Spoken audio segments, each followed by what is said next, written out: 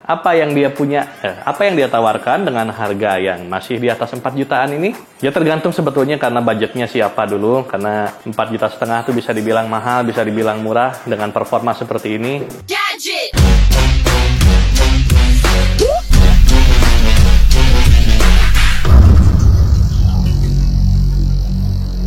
Ketemu lagi dengan Pak Levi di Gadget Gang. Setelah sebelumnya kita bahas GTX 1060, minggu ini kita akan bahas sesuatu yang lebih modern tapi nggak paling modern untuk tahun 2024 ya.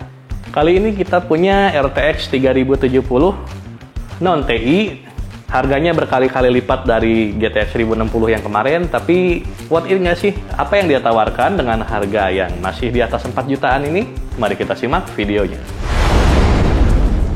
RTX 3070 sendiri adalah GPU kelas high dari Nvidia. Ya bisa dibilang high end, cuman bukan yang top of the line juga karena itu masih diisi oleh 3080 dan sepuhnya 3090. Nah, GPU ini sekarang bisa kalian dapatkan di pasaran dengan harga sekitar 4,5 juta second untuk yang non TI atau mungkin lebih tinggi untuk kartu yang keluaran lebih baru. Jadi RTX 3070 ini diluncurkan pada tahun 2020, hampir 4 tahun. Ya nggak terlalu tua juga, cuman nggak muda banget juga. Dengan ukuran silikonnya 8 nanometer. Kalau dibandingkan dengan GTX 1060 di video sebelumnya, ya jauh banget. Nah, karena kartu ini udah menggunakan judul RTX dan seri 3000, jelas ini udah support Ray Tracing. Tahu nggak sih kalian Ray Tracing itu apa? Kenapa jadi wow banget di dunia gaming? Yang tahu, tulis di kolom komentar ya. RTX 3070 sendiri saat ini bisa dibilang masuk ke ranah budget GPU. Ya tergantung sebetulnya karena budgetnya siapa dulu. Karena 4,5 juta itu bisa dibilang mahal, bisa dibilang murah dengan performa seperti ini. Jadi ya sesuaikan dengan budget kalian. Kalau misalnya cocok, beli. Kalau nggak, cari yang lain. Dalam tes yang kita lakukan, digunakan untuk main RDR 2, yaitu Red Dead Redemption, game wow sepanjang masa menurut saya. Nggak tahu sih kalau kalian, game terbaik kalian apa sih? Coba tulis kolom komentar. GPU ini bisa mencapai 70 fps bahkan lebih untuk grafik medium di 1080. Dan untuk settingan grafik ultra, GPU ini bisa mencapai 45 sampai 60 fps. Ya untuk harga segini not bad lah kalau kalian tahu gimana beratnya grafiknya Red Dead Redemption 2 tuh.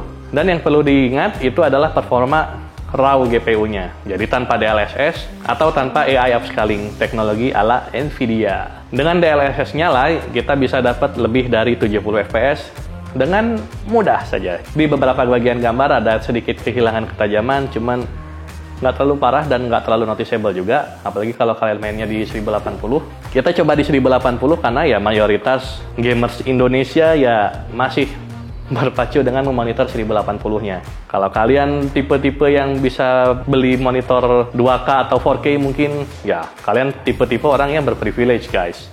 Jadi selamat, dan kalau mau ngadain giveaway boleh dong bagiin.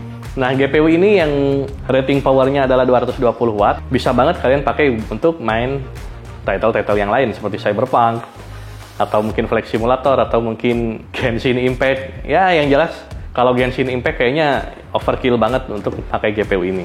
Nah, di harga segini sebetulnya ada apa aja sih selain RTX 3070? Sebetulnya kalau kita lihat di tetangganya, produk-produk dari tim merah, bukan merah yang itu, ada GPU seperti RX 5600 atau 6600. Sebenarnya kalau kalian bisa dapat salah satu dari GPU itu, bisa jadi pilihan atau alternatif yang sangat baik untuk budget segitu. Keunggulannya dari GPU Nvidia sendiri sebetulnya terletak di CUDA core-nya itu sendiri. Jadi kalau kalian nggak tahu, CUDA, CUDA ya, bukan CUDA yang suka dipakai lari-lari itu. CUDA core adalah sebuah teknologi dari Nvidia yang digunakan untuk merender objek-objek 3 dimensi, terutama 3 dimensi sebetulnya, yang biasa digunakan dalam rendering animasi, video, dan editing arsitektur atau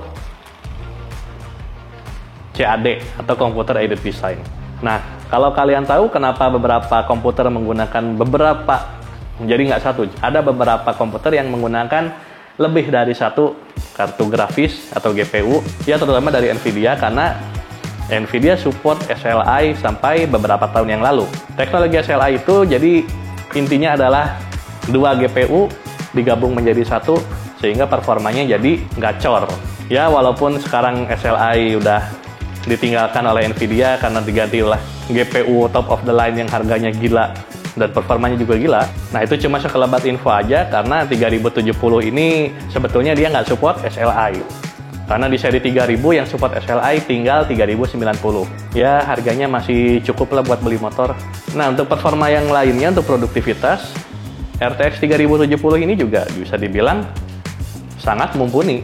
Salah satunya penggunaannya adalah untuk rendering di Blender, di AutoCAD, dan lain-lain. Dan untuk kalian para editor video yang pakai After Effects, yang suka merender objek-objek 3 dimensi, graphics card ini bisa jadi salah satu alternatif untuk kalian yang nggak mau terlalu ngerogoh kocek terlalu dalam. Karena ya kita tahu klien biasanya mau harga paling rendah dengan kualitas paling tinggi. Bisa jadi GPU ini adalah alternatif kalian. Bisa jadi. Nah, kembali ke gaming, kita rekomendasikan RTX 3070 ini maksimal menggunakan resolusi 2K. Jadi untuk resolusi 4K atau 4K, GPU ini sepertinya masih abot, masih berat untuk disebut jadi recommended untuk resolusi tersebut. Cuma kalau kalian emang nge-gamenya cuma di 1080, yang jelas ini top of the line, dengan harga yang ya masih masuk akal, nggak bikin jebol kantong juga, dan yang jelas barangnya banyak. Karena setelah mining crash tahun lalu, banyak banget GPU card yang dijual, terutama seri RTX series ini yang harga saat peluncurannya bisa mencapai 15 juta, sekarang bisa kalian beli seharga 4,5 juta atau kurang. Dan sedikit snippet juga, kalau kalian mau beli GPU yang bekas mining, sebenarnya aman tapi ada triknya, nanti kita bahas di video lainnya ya. Gimana menurut kalian? Apakah kalian tertarik beli RTX 3070 ini? Coba komen di kolom komentar, coba share opini kalian. Jangan lupa untuk like, subscribe channel ini, dan share kalau kalian mau, kalau enggak ya harus mau. Kita ketemu lagi di video selanjutnya. Saya Pak Levi, sampai jumpa.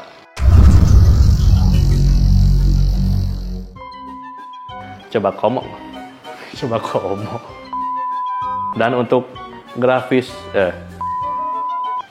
kartu grafis, GPU ini, CUDA Core adalah sebuah teknologi